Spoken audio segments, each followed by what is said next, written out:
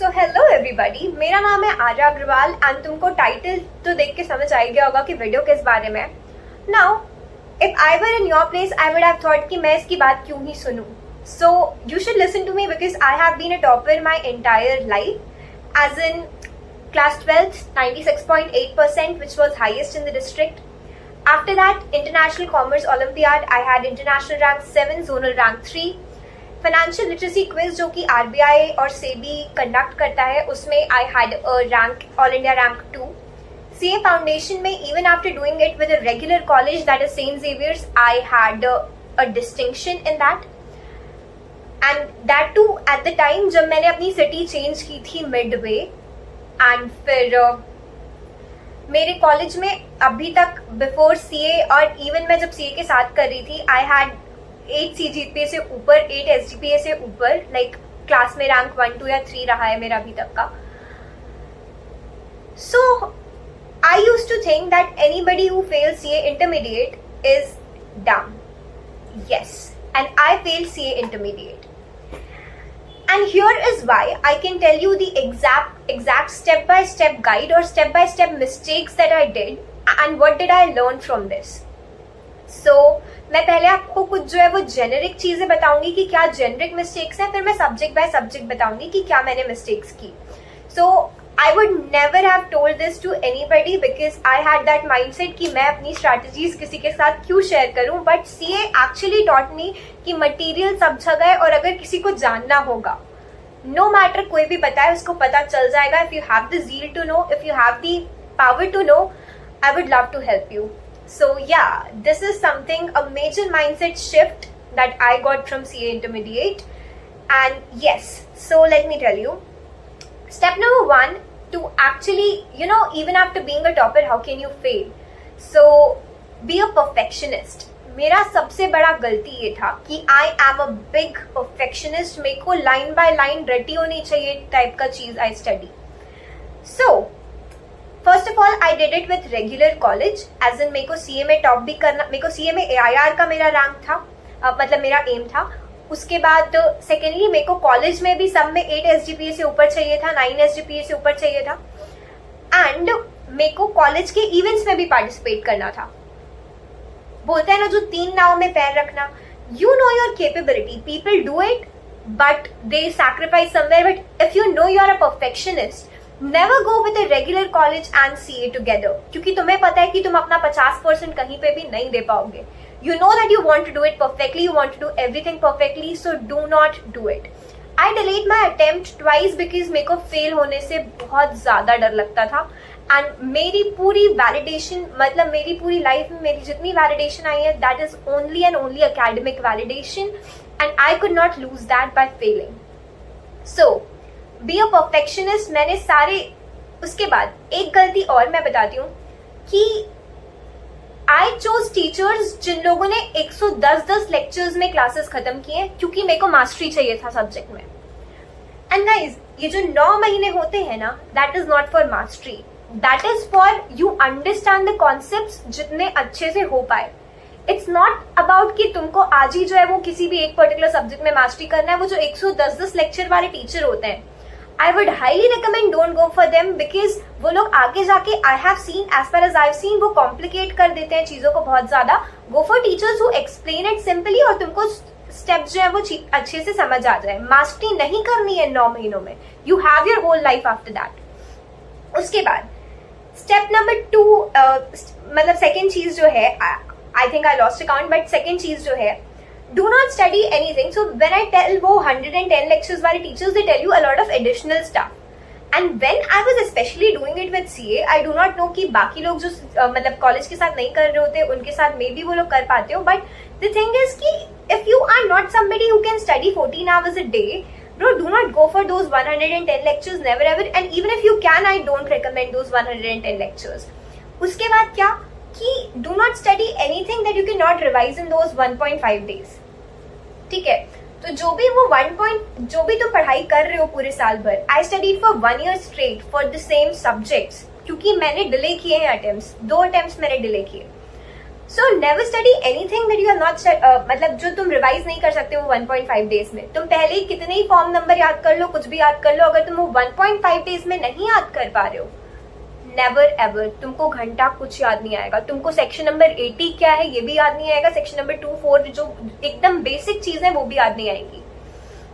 उसके बाद दिन में 14 घंटे पढ़ने लग जाओ। ये एक एडवाइस नहीं है, डू नॉट डू दैट। दिन में 14 घंटे अपनी पूरी वर्थ को एक एग्जाम पे डिपेंड कर देना, संडे को भी ब्रेक्स ना लेना, even though you like it, do not do it. मेरी एक दीदी ने बोला कि I know a topper friend of mine who could not study exam के एंड डेज में, एंड आई वाज लाइक कि भाई मेरे को तो पढ़ना बहुत पसंद है, मेरे साथ ऐसा नहीं होने वाला है, I am not going to get burned out. Guess what I did, मेरे को एग्जाम के 1.5 दिन में पढ़ने का बिल्कुल मन नहीं हो रहा था, मेरे को बुक छूने का भी मन नहीं हो रहा था। तो इतना अति नहीं करना होता है किसी भी चीज को। You should know your limits कि कब बंद करके रख देना है और प्रॉपर सोना है, खाना पीना सब चीजें करना है। Because if you get burned out, दिमाग जो है ना बोलता है कि मेरे को छूना ही नहीं है इन बुक्स को। I mean you are restricting it like anything. So at the end what I did was we started a study with me sessions, जहाँ पे मेरे पास एक ग्रुप था, I message there and we used to sit and study together, because of which I was able to study, और I was able to study कुछ घंटे तो एटलीस्ट जो 1.5 डेज थे उनमें। एंड डू नॉट वेस्ट जो आते साथ वाला जो टाइम होता है, you rest that's okay, but it's not like कि तुम सोने ही लग जाओ और पूरा ही टाइम वेस्ट कर दो। But I was at a stage जहाँ पे मेरा पढ़ने का बिल्कुल भी मन नहीं हो रहा था। So that was a very horrendous state for me. So do not do that, do not get burnt out, और एग्जाम के अटेम्प्ट को परफेक्शनिज्म के चक्कर में डिले मत करते जाओ। It's all about those 1.5 days, उसमें आप कैसे बेस्ट से बेस्ट कवर कर सकते हो चीजों को। Now talking about subject by subject strategy, we start with accountancy. Accountancy में क्या करना होता है? सो अकाउंटेंसी में I scored this time 55 marks. What was my mistake? Again, I was burnt out. First of all, मेरा पढ़ने का तो मन था ही नहीं। सबसे पहले क्या करना होता है कि लोग बोलते हैं कि सेलेक्टिव स्टडी मत करो, but I have talk to a friend of mine, उसका 80 मार्क्स आया था अकाउंटेंसी में। She said that she use selective study method, and yes guys it does work. जो इंपॉर्टेंट चैप्टर्स होते हैं अकाउंट्स में पहले उनको करो, and it's not about those 1.5 days. मैं बोल रही हूँ पहले से भी जब पढ़ना स्टार्ट करो, पहले से भी उसी माइंडसेट से पढ़ना स्टार्ट करो कि तुम 1.5 डेज के लिए पढ़ रहे हो। तो जो इम्पोर्टेंट चैप्टर्स हैं उनको पहले करो, जो इम्पोर्टेंट एएस है, अकाउंटिंग स्टैंडर्ड, जो बड़े बड़े चैप्टर्स हैं वो क्वेश्चंस को खुद से सॉल्व करो। 2+2 4 होता है, ये ऐसे देख के जो आगे निकल जाते हैं ना हम लोग, नींद अच्छी आती है, पढ़ाई नहीं होती है। तो डू इट योरसेल्फ, और जो भी गैप्स होंगे, जो भी मिस्टेक्स होंगी, एक डायरी में अलग से नोट करके रखो ताकि you do not repeat that mistake over and over again. So questions बिना देखे सॉल्व करने हैं। पास्ट ईयर क्वेश्चंस के पैटर्न में क्वेश्चंस आते हैं, जो बुक होती है वो सुरुचि वाली जो बुक होती है, yes go for it. And yes, concept तुम्हारे क्लियर होने ही चाहिए, that is what I am taking for granted, as in की तुम्हारे कॉन्सेप्ट क्लियर है ही। उसके बाद all you do is this in the revision phase, as in PYQ solve करने होते हैं, एंड जो इम्पोर्टेंट वाली चीजें उससे तुम स्टार्ट करने वाले हो। उसके बाद second law, again I am saying कुछ भी ऐसा याद करने की कोशिश मत करो पहले से जो तुमको पता है कि तुम 1.5 डेज में रिवाइज नहीं कर पाओगे, क्योंकि वो याद नहीं आने वाला है। तुम एग्जाम के 2 घंटे पहले जो पढ़ के जाओगे ना वो भी याद नहीं आएगा, क्योंकि इतना बड़ा सिलेबस है। भाई आई हैव डन दैट, मतलब मैंने CBSE एग्जाम्स में लाइन बाय लाइन रटा है। तो ये जो CBSE वाला माइंडसेट है कि मैं लाइन बाय लाइन रट लूंगा लॉ को, नहीं होगा। मॉड्यूल का साइज देखा है क्या, और लैंग्वेज देखी है, नहीं होता है वो, दैट्स नॉट प्रैक्टिकली पॉसिबल। जो लोग बुक पकड़ के ICI मॉड्यूल से रट रहे हैं ना, नहीं होगा, वो नहीं होता है। ठीक है, 9 महीने है तुम्हारे पास, 2 जन्म में नहीं होगा वो चीज। So stop doing that. तुमको पता होना चाहिए, अगर मैं कोई लॉ पूछ लूं तो ये लॉ है, इसका सेक्शन नंबर ये है, इसका नाम ये है, और उसके बाद तुमको पॉइंटर्स पता होने चाहिए कि इस लॉ के अंदर ये चीजें आती है। तुमको पता है कि मैं EGM का लिमिट भूल गई थी एग्जाम में जाके, and that is something that we have studied our entire life. EGM का लिमिट कोई कैसे भूलता है? I forgot it, क्योंकि मैं अननेसेसरी चीजें जो थी वो याद करने की कोशिश कर रही थी, पूरा लाइन बाय लाइन रटने की कोशिश कर रही थी, और लास्ट में मेरा कुछ पढ़ने का मन नहीं हो रहा था। Remember this, you are studying for those 1.5 days. You are consolidating material for those 1.5 days. I also had 55 marks approx in law. And yes, लोग बोल रहे थे एमसीक्यू बहुत डिफिकल्ट आता है, एमसीक्यू बहुत डिफिकल्ट आता है। गाइस मैंने तो पूरा एमसीक्यू अटेम्प्ट किया और मेरे हिसाब से मेरे 55 जो नंबर आए थे इसमें वो एमसीक्यू की वजह से आए थे। तो एमसीक्यू करने का क्या तरीका होता है, पहले क्वेश्चन पढ़ो और उसको आंसर करो, पैराग्राफ नहीं पढ़ना होता। I don't know why people do it, but paragraph नहीं पढ़ना होता, पैराग्राफ से कुछ नहीं आता। अगर तुमसे कोई आंसर एकदम ही नहीं बन रहा है तब तुम पैराग्राफ में देखो कि कहीं कुछ लिखा तो नहीं हुआ है। बाकी मोस्ट आंसर्स में ऐसा होगा तुम खाली क्वेश्चन पढ़ के आंसर में टिक मार सकते हो। You just need to skim through the paragraph जो होते हैं। उसके बाद रही बात टैक्स की, and here I made a blunder. अगर तुमको फेल होना है, मैं बता रही हूँ क्या करना है। जीएसटी और इनकम टैक्स के दो अलग अलग पेपर आते हैं, ठीक है। तुम क्या करना, जो इनकम टैक्स का पेपर है उसी में जीएसटी का भी लिख देना। एक पेपर तुम्हारा इवैल्यूएट ही नहीं होगा, and that is how you fail. मेरे 30 नंबर आए इसमें, मेरा दूसरा पेपर इवैल्यूएट ही नहीं हुआ। मैंने सब जगह कॉल कर लिया, आईसीआई सहायता में मेल भी कर दिया, they were like it's okay, noted, नहीं हुआ है वो चेक, मेरे को पता है उतने मार्क्स का तो मैं एमसीक्यू ही अटेम्प्ट करके आई थी। सो गाइस नहीं होता है जीएसटी का पेपर तुम्हारा check. And of course if you are thinking कि तुमको कहीं पे भी नंबर मिल गए हैं जहाँ पे यू नो स्टेप मार्किंग की वजह से, नहीं, जो तुम अगर पूरा कुछ भी अपनी मन से कहानी बना के आए हो, किसी भी आंसर में नहीं मिलता है उसका नंबर, वो कैंसिल है। किसी को भी सीए नहीं बना रहा है आईसीआई तो वो कैंसिल हो जाएगा। अगर तुमको अच्छे से नहीं आता है वो कैंसिल्ड है। उसके बाद वही जीएसटी और हाँ, मैंने देखा है कि बहुत सारे बच्चे क्या करते हैं, वो लोग इलस्ट्रेशन सॉल्व करने की कोशिश करते हैं। जो मेरे कई जूनियर्स ने मेरे को इलस्ट्रेशंस के डाउट पूछे हैं बीच में। तो गाइस एग्जाम में इलस्ट्रेशंस नहीं आते, ठीक है। तो इलस्ट्रेशंस में इतना दिमाग लगाने का या टाइम स्पेंड करने का कोई मतलब नहीं है। तुम क्लास पहले अटेंड कर चुके हो, तो what you need to do is you need to go to previous year questions, जो कि बहुत बड़े बड़े पैटर्न में होते हैं, और एग्जाम में तुमको वही टाइप के क्वेश्चंस जो है वो देखने को मिलेंगे। जो बड़े वाले क्वेश्चंस होते हैं जिसमें 15-16 एडजस्टमेंट, जो पीजीबीबी का क्वेश्चन होता है उसमें आईएफएस भी होता है, हाउस प्रॉपर्टी भी होता है, सारे 5 हेड जो होते हैं वो उसमें होते हैं। तो वैसे वाले क्वेश्चन सॉल्व करो, उसमें से तुमको पता चलेगा, बिना देखे सॉल्व करो। अगर तुमको लग रहा है कि नहीं मेरे को तो कुछ याद ही नहीं है, मैं ये क्वेश्चन कैसे सॉल्व करूं, मैं पहले पूरा सिलेबस रिवाइज करूंगी, फिर मैं पढ़ने बैठूंगी या पढ़ने बैठूंगा, उसके बाद मैं ये क्वेश्चन सॉल्व करूंगा। 9 महीने है बेटा, 2 साल नहीं है। तो क्या करना है, वो पीवाईक्यूज को जो है वो सॉल्व करना होता है, वो जो पीवाईक्यूज दिए होते हैं, और उसमें अगर तुमको लग रहा है कि कोई भी नया एडजस्टमेंट है, यू राइट इट डाउन। तो जितने प्रीवियस ईयर क्वेश्चन हो सकते हैं वो सॉल्व करो, जितने एमटीपी लगा सकते हो उतने एमटीपी एक साथ लगाओ। कॉन्सेप्ट तुम्हारे क्लियर हो चुके हैं eight the time of class. So and that is how you recall, that is how you revise, that is how you actively engage with the material rather than reading the theory or concepts over and over again. उसके बाद रही बात costing की, again the same thing, बार बार पढ़ना या फिर बार बार marathon देखना, that is not an option. तुम अगर लास्ट के 1.5 डेज में मैराथन देखने वाले हो तो वही मैराथन के क्वेश्चंस बिना देखे तुम बनाओ। तुम्हें नहीं पता है कौन से क्वेश्चंस इंपॉर्टेंट है, टीचर को पता है कौन से क्वेश्चन इंपॉर्टेंट है।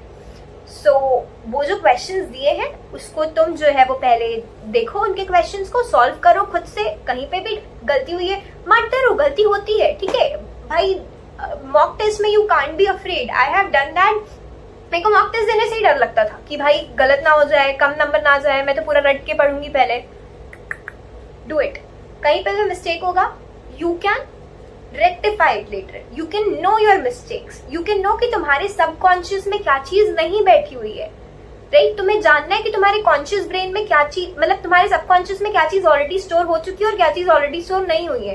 क्योंकि एग्जाम में तुम याद करने नहीं बैठ सकते हो, जो चीज तुमको ऑलरेडी याद है एकदम ही मुंह जुबानी वो तुम लिख सकते हो, तो तुमको हर चीज अपने सबकॉन्शियस में डाल देनी है। तो वो चीज कैसे पता चलती है, जब तुम वेट नहीं करते हो कि मैं पूरा रट के सही पेपर बनाऊंगा। उसके बाद रही बात ऑडिटिंग की, ऑडिटिंग में भी वही चीज, किताब रटने की कोशिश। ये लोग जो मॉड्यूल लेके बैठ जाते हैं कि पूरा किताब ही रटेंगे, नहीं होता है वैसा। समझना पड़ता है उस चीज को, पहले उसको समझो। और अगर मैं तुमसे कोई भी क्वेश्चन पूछूं तो तुम्हारे दिमाग में होना चाहिए कि अगर मैं कोई क्वेश्चन पूछ रही हूँ कि लेट्स सपोज इन्वेंट्री को हम लोग कैसे इन्वेस्टिगेट करेंगे, ठीक है, इन्वेंट्री को हम लोग कैसे इन्वेस्टिगेट करेंगे अगर इम्प्रैक्टिकेबल है सिचुएशन, तो तुम्हारे दिमाग में ऐसे पॉइंट्स आने चाहिए कि ऐसे ऐसे और ऐसे इन्वेस्टिगेट करेंगे। सेंटेंस बनाने तुमको आते हैं, that is what I am assuming. So yes, that is how you, मतलब अगर मैं आज तुमको पूछती हूँ कि इस चीज का कैसे ऑडिट होना चाहिए तो तुमको पता होना चाहिए वो चीज, हिंदी में तुमको समझ आ जाना चाहिए और तुमको पॉइंटर्स याद होने चाहिए। रटने के चक्कर में पॉइंटर्स ही छोड़ दो, वैल्यू पॉइंट्स ही छोड़ दो, ऐसा नहीं होता है। और भाई पॉसिबल नहीं है वो प्रैक्टिकली कि तुम पूरी किताब रटे हुए हो, और स्पेशली अगर रेगुलर कॉलेज के साथ कर रहे हो तो ये चूतिया आप नहीं करना है. Sorry for the language. And then yes, active recall again. कोई भी थ्योरी सब्जेक्ट रीरीड करने से नींद अच्छी आती है, पढ़ाई नहीं होती है. Alright, active recall. आंख बंद करो, सोचो तुमको याद भी है कि नहीं, या फिर आंख बंद करके नहीं भी सोचना है तो क्या करो, लिख के देखो एकदम ऐसे जल्दी से जल्दी गंदी हैंड राइटिंग में, और फिर जो भी भूले उसको दूसरी कलर की पेन से लिख लो. उसके बाद फाइनेंशियल मैनेजमेंट. अगेन जो भी हमारे प्रैक्टिकल सब्जेक्ट्स हैं, एक ही उसका फंडा है, बिना देखे क्वेश्चंस को सॉल्व करोगे, जो भी मिस्टेक्स रही रीफिल करोगे, एक दूसरी नोटबुक में लिखोगे मिस्टेक्स को, जो एग्जाम के एक दिन पहले रिवाइज की जाती है. Strategic management again a theory subjects. Conceptual clarity होना चाहिए. Conceptual clarity is a must कोई भी थ्योरी सब्जेक्ट में हो या फिर प्रैक्टिकल सब्जेक्ट में भी. कंसेप्चुअल क्लैरिटी पहली चीज है, उसके बाद ये सारी चीजें आती हैं. तो स्ट्रेटेजिक मैनेजमेंट में भी conceptual clarity, active recall, again reread कोई भी थ्योरी सब्जेक्ट नहीं करना है. And yes, that is all for today. And ya, hopefully you do not make this mistakes. And ya, मैंने बहुत सारी गलतियां की इस एग्जाम में. 2 पेपर का एक ही पेपर में लिख दिया. पन्ने को पलट के देख लेना एक बार. मतलब अगर हर एग्जाम में जो है वो 4 पेपर में क्वेश्चन आ रहे, डजंट मीन कि 5वें पेज में जो है वो एक पेपर में कोई क्वेश्चन रहेगा ही नहीं. तो I did that in my cost का पेपर, because of which I lost marks. कि पीछे भी क्वेश्चंस लिखे हुए रहते हैं, पूरे हर एक पेज को ऐसे पलट के देखोगे. ये चीज बहुत ही बेसिक लग रही होगी, बट एग्जाम में हो जाती है वो गलती कि 2 अगर बुकलेट अलग अलग आ रही है तो दोनों बुकलेट में अलग अलग आंसर्स लिखने हैं. FM का अलग होता है, SM का अलग होता है, इनकम टैक्स का अलग होता है, और GST का अलग होता है. और क्या, एडमिट कार्ड ले जाना नहीं भूलना है. मैंने वो करा है. और उसके बाद यस, पेपर को पलट के देख लेना. 14 नंबर का एक क्वेश्चन तुम देखोगे ही नहीं, क्योंकि अगले हर पेपर में 4 पेज में आया था, और जो लास्ट वाला पेपर हो सकता है उसमें भी एक क्वेश्चन लिखा हुआ हो. You can not be skipping that. It matters 14 number का क्वेश्चन. सो या, that is all for today. देखो, कोई भी तोप चीज नहीं है, ये तो मैं समझ चुकी हूँ. I was very scared, but ये कोई तोप चीज नहीं है. यू माइट बी थिंकिंग कि कितनी ओवर कॉन्फिडेंट है, फेल होने के बाद ऐसा कौन बोलता है. But trust me, I saw the paper. कोई ऐसे तोप चीज नहीं आती कि भाई क्या ही आ गया. बहुत ही बेसिक चीज आती है, but if you can not manage it strategically वो 1.5 डेज में, it's gone. It's not about how much you know or not. It's about what you revise in those 1.5 days and how you write in exams. So yeah, that is all for today. Bye bye. See you soon in the next video.